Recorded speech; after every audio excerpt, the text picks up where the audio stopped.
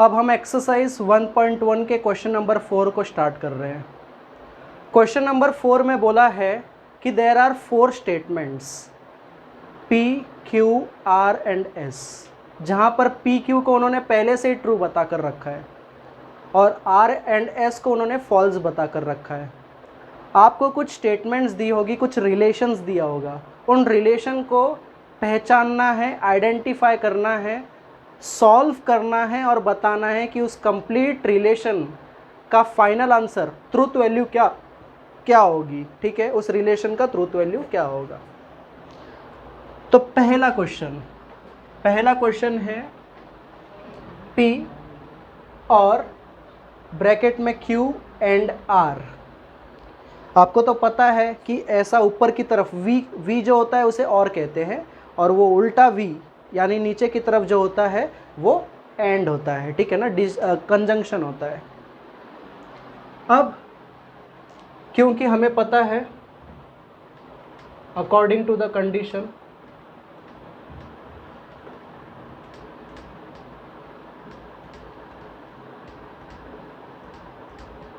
Condition क्या बोलता है,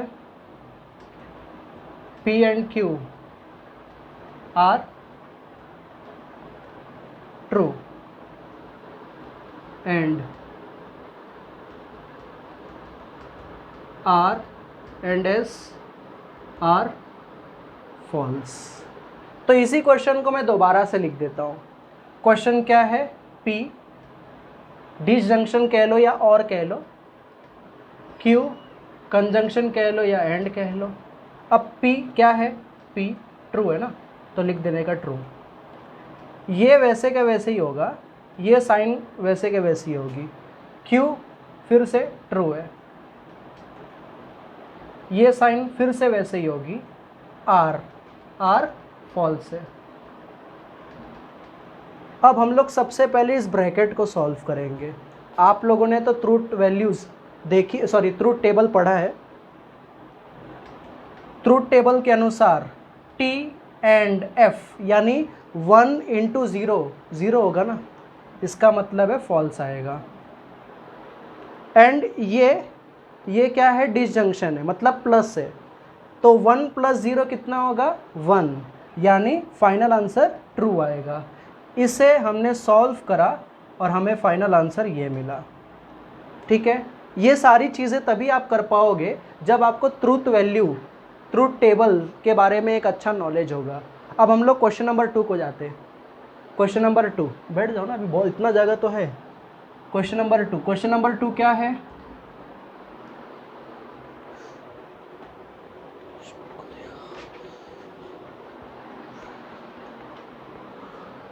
P सिंगल इम्प्लाई Q और R single imply S।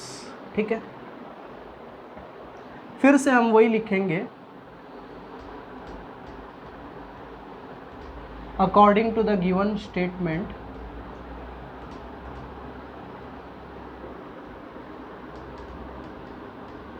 Given condition लिखता हूँ, P और Q ट्रू है, R और S फॉल्स है। सबसे पहले क्वेश्चन दोबारा लिखने का,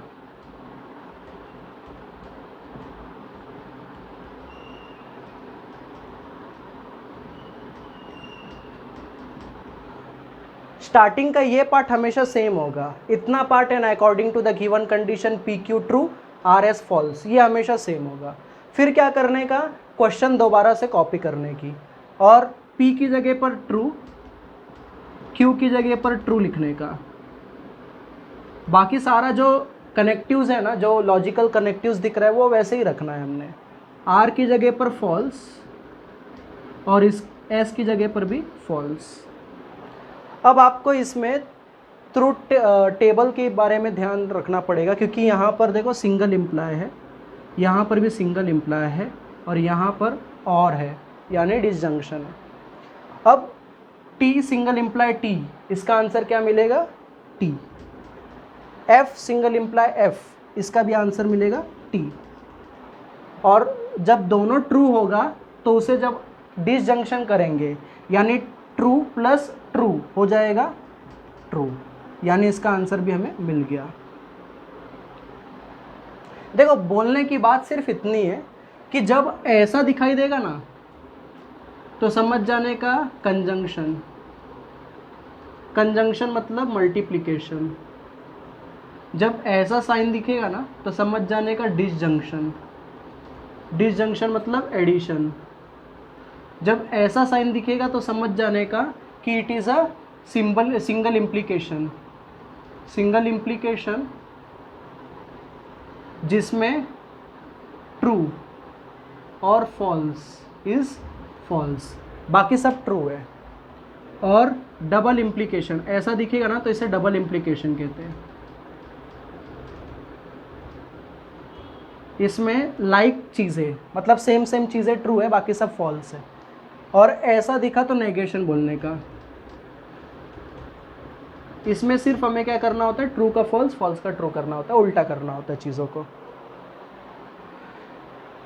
इसे एक बार अच्छे से देख लो फिर हम आगे बढ़ते हैं। स्क्रीनशॉट निकाल लो। चलो अब हम लोग थर्ड क्वेश्चन को जाते हैं। Third question, Q and R the whole और फिर ब्रैकेट में है negation of P and S। आप स्टार्टिंग के दो स्टेटमेंट तो वैसे ही लिखोगे according to the given condition.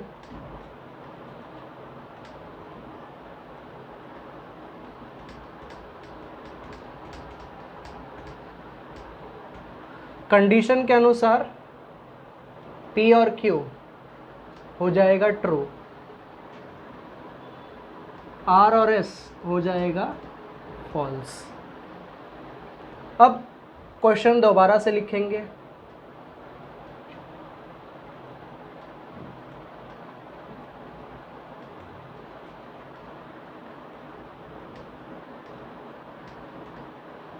Q की जगह ट्रू, R की जगह फॉल्स,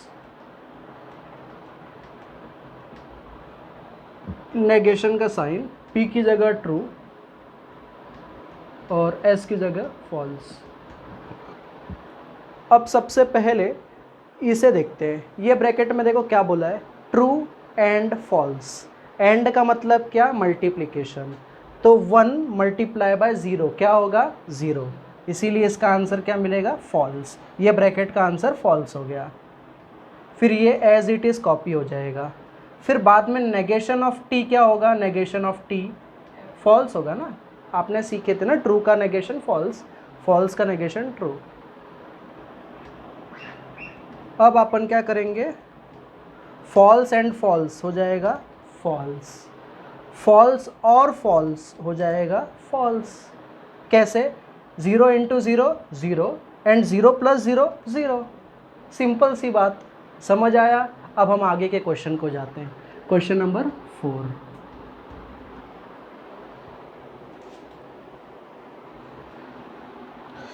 क्वेश्चन नंबर 4 है P single imply Q and negation R। Starting का दो statement as it is copy करना है। अभी मैं उसे नहीं लिख रहा, डायरेक्ट शुरू कर रहा हूँ। तो इसे पहले मैं क्वेश्चन वापस वैसे ही लिख देता हूँ। P की जगह ट्रू, Q की जगह ट्रू और R की जगह false. T single imply T क्या होगा, T single imply T, T इधर मैंने लिख के दिया है ना।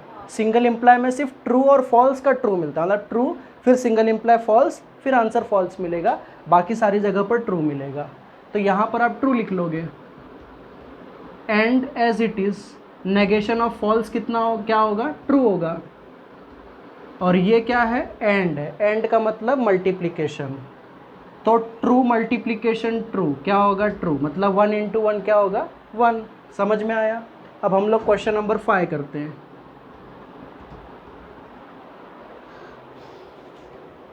आई होप आपको समझ में आ रहा हो। Negation of R double imply P। Negation of Q. तुम्हारी तबीयत ठीक नहीं है। सॉल्यूशन, इसमें हम आर की जगह पर फॉल्स लिखेंगे, डबल इम्प्लाई, पी की जगह पर ट्रू लिखेंगे, single imply, negation of Q की जगह पर ट्रू लिखेंगे। अब नेगेशन ऑफ फॉल्स क्या हो जाएगा? True. Double imply true, single imply, negation of true क्या हो जाएगा? फॉल्स।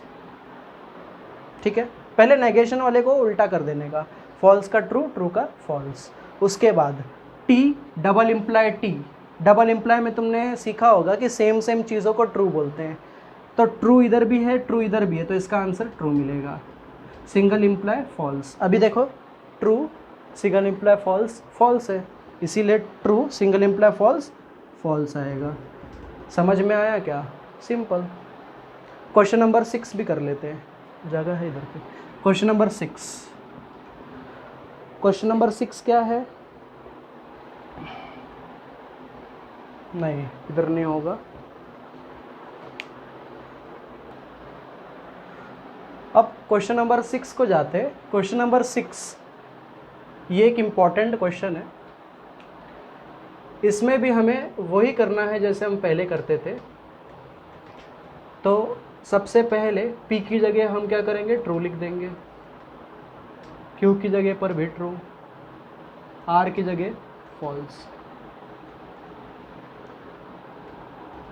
Q की जगह ट्रू, R की जगह फॉल्स, P की जगह ट्रू और R की जगह फॉल्स। याद रहे P और Q को हम ट्रू लिख रहे हैं और R और S को फॉल्स लिख रहे हैं, क्वेश्चन में दिया हुआ है। अब इसे थोड़ा सिंप्लीफाई करना शुरू करते हैं। तो नेगेशन ऑफ ट्रू क्या होगा? फॉल्स। एंड वैसे ही होगा, फिर ब्रैकेट में नेगेशन ऑफ ट्रू क्या होगा? फॉल्स। फॉल्स एंड फॉल्स, और फिर यहाँ पर ट्रू एंड फॉल्स क्या होगा? ये ट्रू एंड फॉल्स मतलब 1 मल्टीप्लाई बाय 0 क्या होगा? 0, यानी आंसर क्या आएगा? फॉल्स। और वैसे ही होगा, फिर इसे देख लो, ट्रू एंड फॉल्स सेम है ना, तो इसे भी हम फॉल्स लिख सकते हैं। ठीक है, आगे फॉल्स एंड फॉल्स यानी 0 मल्टीप्लाई बाय 0 0,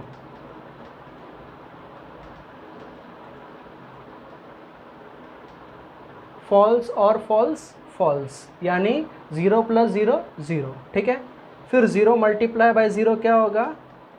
0। ये सारी चीज़ें हम लोग है ना ट्रूथ टेबल की मदद से करते हैं। हाँ, तो ट्रूथ टेबल आपको आना चाहिए। 0 प्लस 0 0, तो ये है आपका फाइनल आंसर। अच्छे से देख लो। अब क्वेश्चन नंबर 7 शुरू करते हैं। क्वेश्चन नंबर 7 ये भी एक बहुत लेंदी क्वेश्चन दिख रहा है, लेकिन है बड़ा आसान।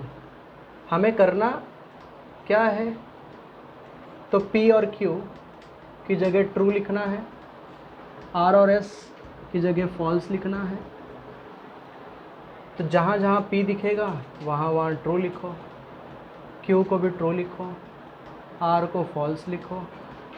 साइन वैसे ही रहेगा, बाकी ये हो जाएगा ट्रू, ये भी हो जाएगा ट्रू, ये हो जाएगा फॉल्स एंड ये भी हो जाएगा फॉल्स। ठीक है, P को ट्रू, Q को ट्रू, R को फॉल्स, Q और P को ट्रू ट्रू और उन दोनों को फॉल्स फॉल्स। अब थोड़ा सिंप्लीफाई करेंगे, जैसे नेगेशन ऑफ ट्रू क्या होगा? False and true. Negation of false क्या हो जाएगा? ट्रू। और true single imply true true, single imply negation of false true true और false.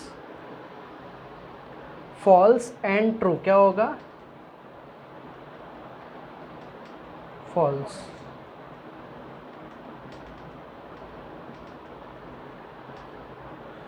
True single imply true and false, और फॉल्स क्या होगा, ट्रू। ये हो जाएगा फॉल्स, ये हो जाएगा ट्रू, ये हो जाएगा ट्रू। ठीक है, अब हम लोग क्वेश्चन नंबर 5 शुरू करते हैं। क्वेश्चन नंबर 5 जैसे कि हेडिंग ही बता रहा है, right the negation of the following, यानी आपको जो स्टेटमेंट दिया है उस स्टेटमेंट का नेगेशन बताओ। आपको तो पता है नेगेशन का मतलब क्या, अगर आपका सेंटेंस पॉजिटिव है तो नेगेटिव करो, नेगेटिव है तो पॉजिटिव करो, मतलब नेगेशन करना, ठीक है ना, उल्टा करना। अगर सेंटेंस पॉजिटिव है, स्टेटमेंट पॉजिटिव है तो उसे नेगेटिव बनाओ, और अगर नेगेटिव है तो उसे पॉजिटिव बनाओ। बस इतना ही काम है आपको करने के लिए, ठीक है। तो सबसे पहले स्टेटमेंट को चेक करना होता है। नो, नेवर, नथिंग जैसा शब्द दिखा तो वो नेगेटिव है। अब अगर नेगेटिव है तो पॉजिटिव करके लिखो, और अगर नहीं मिल रहा, मतलब अगर नहीं है नो, नेवर, नथिंग, तो वो पॉजिटिव है, उसको नेगेटिव करके लिखो। समझा? देखते हैं। अब ये फर्स्ट क्वेश्चन क्या है, तिरुपति इज इन आंध्र प्रदेश। तो तिरुपति इज इन आंध्र प्रदेश, क्या इनमें कहीं पर नो, नेवर, नथिंग जैसा शब्द दिख रहा है क्या? नहीं, यानी कि ये सेंटेंस या फिर ये स्टेटमेंट पॉजिटिव है, जिसे आप एफर्मेटिव भी कह सकते हो। अब इसका नेगेशन लिखना है, यानी नेगेशन का मतलब नॉट आना चाहिए। तो हम कैसे लिखेंगे, Tirupati is not in Andhra Pradesh, बस नॉट डालना है अपने को। समझा? हर जगह वही करनी है अपने को। तो यहाँ पर इसका आंसर कैसे आएगा, Tirupati is not in Andhra Pradesh. ठीक है,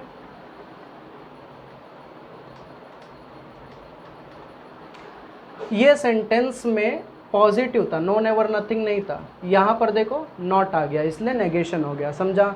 अब ऐसे ही आगे के क्वेश्चन को भी करना है। अब सेकंड क्वेश्चन क्या है, 3 is not a root of equation 3x² + 3x - 18 = 0। तो यहाँ पर अगर आप ध्यान से देखें ना क्वेश्चन को, तो उसमें नॉट है। नॉट आने की वजह से वो सेंटेंस या वो स्टेटमेंट नेगेटिव हो चुका है। अब इसका नेगेशन बनाना है, तो नेगेटिव को पॉजिटिव बनाना पड़ेगा। पॉजिटिव कैसे करेंगे, तो नॉट को निकाल लो और लिख दो सब। तो कैसे लिखेंगे, 3 is a root of equation x² + 3x - 18 = 0। बस नॉट निकालना है। समझ में आया? उसका अगला क्वेश्चन देखो क्या है, √2 इज़ अ रैशनल नंबर। तो इसका नेगेशन करोगे तो कैसे करोगे, √2 is not a rational number, मतलब पॉजिटिव सेंटेंस है या पॉजिटिव स्टेटमेंट है, उसे नेगेटिव में करो। नेगेटिव है तो उसे पॉजिटिव में कन्वर्ट करो।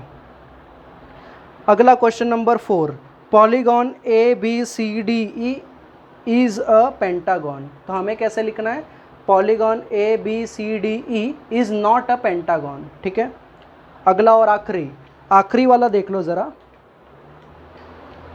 अगला लास्ट क्वेश्चन जो है ना, वो कुछ ऐसा है, 7 + 3 ऐसा, 7 + 3 > 5। अब इसका नेगेशन दो तरीके से लिख सकते हो आप। पहला तो आप ऐसा लिख दोगे, 7 + 3, ये एक तरीका है लिखने का। दूसरा तरीका है 7 + 3, इसे उल्टा करना। बट ज़्यादा प्रिफर्ड आंसर मेरे हिसाब से हमें ये लेकर चलना चाहिए, क्योंकि इसमें ज़्यादा कुछ करनी नहीं है। आपको जो दिया है आप उसे ही नॉट, मतलब ऐसे कट करना है, बस उतना ही है। मान लो अगर इक्वल आया होता तो उसका नेगेशन में ऐसे करके लिखता, अगर ऐसा आया होता तो ऐसे करके लिखता, अगर ऐसा आया होता तो ऐसे करके लिखता, अगर ऐसा आया होता तो ऐसे करके लिखता। सिंपल, ठीक है।